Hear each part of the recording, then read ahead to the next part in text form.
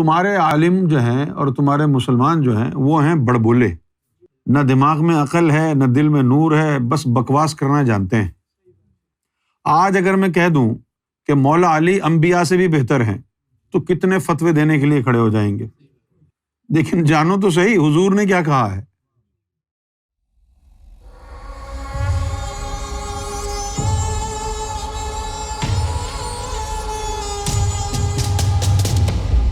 اس آیت کے اندر اللہ اور رسول کی اطاعت سمجھ میں آتی ہے، مگر آپ برائے مہربانی یہ سمجھائیں کہ اولو الامر منکم یہ اشارہ کن کی طرف ہے؟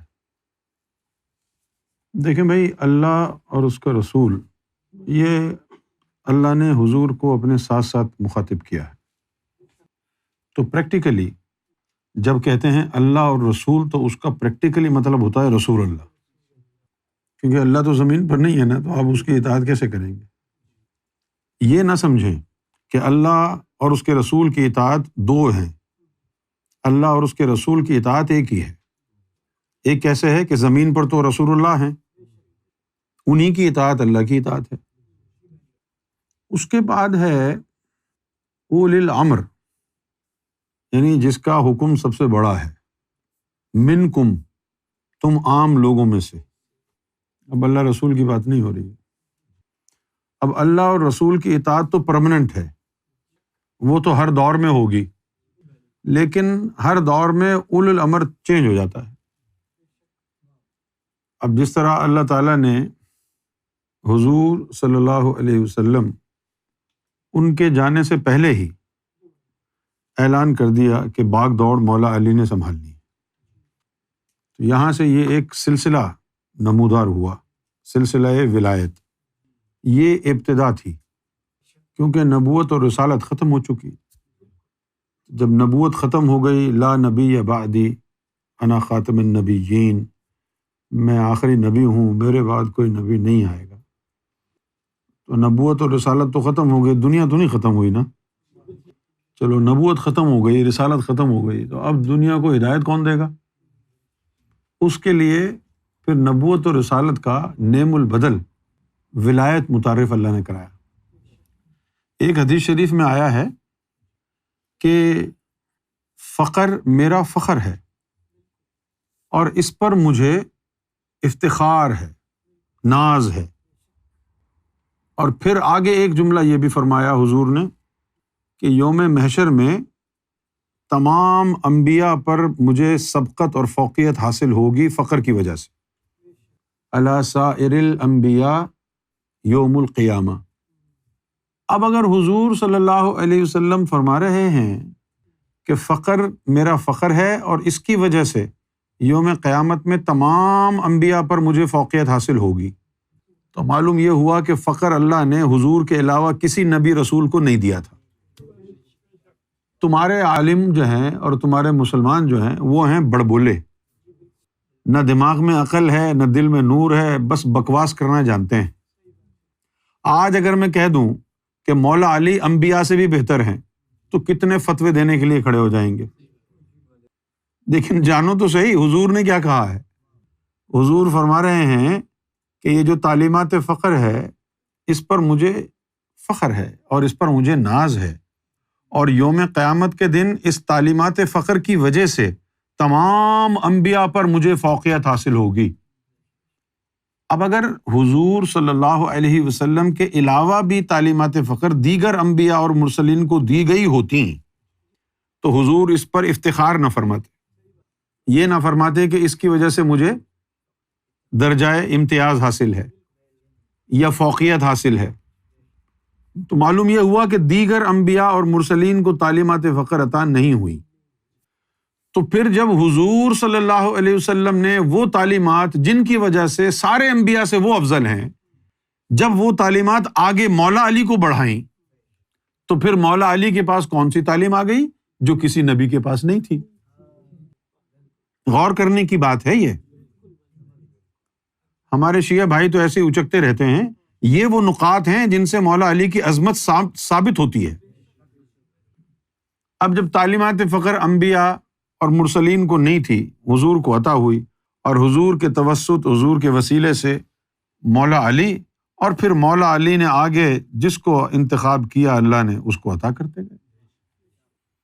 تو اگر اس مقام پر ہم یہ کہیں کہ جس تعلیمات فقر کی وجہ سے حضور کو تمام انبیاء اور مرسلین میں امتیاز حاصل تھا، فوقیت حاصل تھی، وہ تعلیم جب مولا علی کے سینے میں آئی تو کون سا علم آیا جو کسی نبی کے پاس بھی نہیں تھا؟ تو اس مقام پر اگر یہ کہا جائے کہ مولا علی تو انبیاء اور مرسلین سے افضل ہیں، تو آپ کو کیا خواہش ہوتی ہے پھر نہ ماننے کی؟ ماننا پڑے گا نا۔ اچھا، دوسرا پھر مماثلت اپنی دی ہے، من کنت مولاہ فہذا علی مولاہ، جس نے مجھے مولا بنا لیا ہے علی بھی اس کا مولا ہے۔ تو جس طرح فقر حضور کے سینے میں تھا اسی طرح مولا علی کے سینے میں بھی ڈال دیا اللہ نے۔ تو اگر حضور کو تمام انبیاء پر فوقیت حاصل ہے تو مولا علی کو بھی ہوگی، کیونکہ حضور جس کے مولا ہیں علی بھی اس کا مولا ہے۔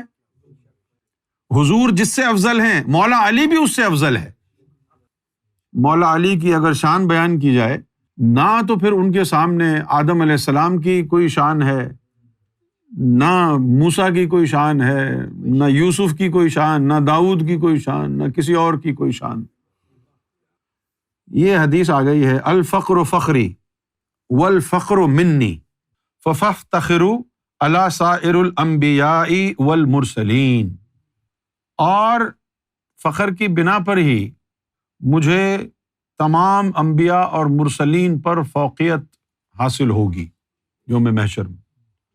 اب روحانی طور پر دین کے سنبھالنے کے لیے محمد رسول اللہ جس کو اپنا نائب بنائیں، جیسے مولا علی کو بنایا تھا، پھر مولا علی کے بعد امام حسن، امام حسین، امام زین العابدین، امام باقر، امام جعفر صادق، امام نقی، تقی، یہ جتنی ہستیاں گزری ہیں یک کے بعد دیگرے، پھر سیدنا غوث اعظم رضی اللہ تعالی عنہ، یہ جتنی ہستیاں گزری ہیں جن کو اللہ رب العزت نے حضور کے تصدق سے نائب رسول، نائب اللہ بنا کر کے ڈیوٹی پر بٹھایا ہے، یہ اولو الامر ہے۔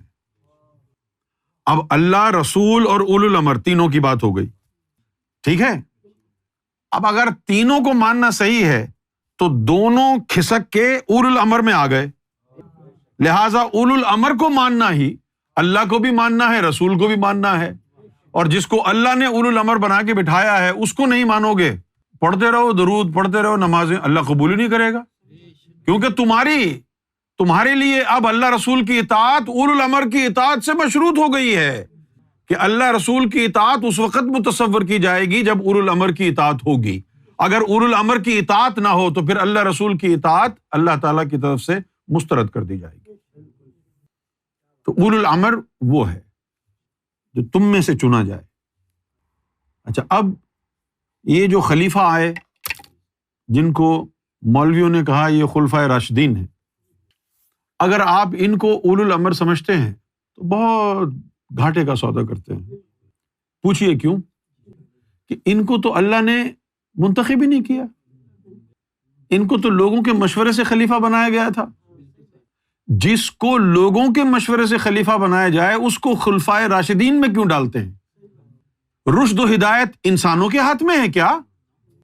رشد و ہدایت تو اللہ کے ہاتھ میں ہے۔ تم نے ابو بکر صدیق، عمر بن خطاب، عثمان غنی کے ہاتھ میں رشد و ہدایت دے دی۔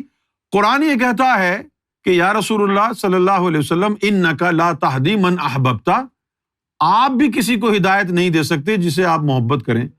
تو جب حضور کو ہدایت دینے کا منصب اللہ نے نہیں دیا، چہ جائے کہ ابو بکر صدیق کو آپ جو ہے راشد سمجھیں، عمر بن خطاب کو راشد سمجھیں، عثمان غنی کو راشد سمجھیں، تو نہیں دیا۔ تو اولو الامر وہ ہے جس کو اللہ تعالیٰ مقرر فرماتا ہے نائب رسول اور نائب خدا کی حیثیت میں۔ اب نائب رسول کون ہوتا ہے، نائب خدا کون ہوتا ہے؟ دیکھو، دین کے دو حصے ہیں، ایک شریعت اور ایک طریقت۔ دین ان میں بند ہے، شریعت اور طریقت، دین ان میں بند ہے۔ جن کا شریعت اور طریقت سے تعلق ہو وہ بنتے ہیں نائب رسول، اور جن کا مقام لقا بقا سے شروع ہوتا ہے وہ بنتے ہیں نائب خدا۔ اور اس کے بعد یہ کہا ہے کہ اور جو تمہارے آپس کے تنازع ہیں، ہماری اردو میں بھی یہ تنازع عربی سے ہی آیا ہے، اور تمہارے جو آپس کے تنازع ہیں، جب تک اللہ کے رسول کا فیصلہ تم قبول نہ کر لو دل و جان سے اس تنازع میں، تم مومن نہیں ہو۔ جب وہ کوئی فیصلہ کر دیں، اللہ اور اس کا رسول کوئی تمہارے تنازع کا فیصلہ کر دے، تو پھر تم دل و جان سے اس کو تسلیم کرو، ورنہ ایمان گیا۔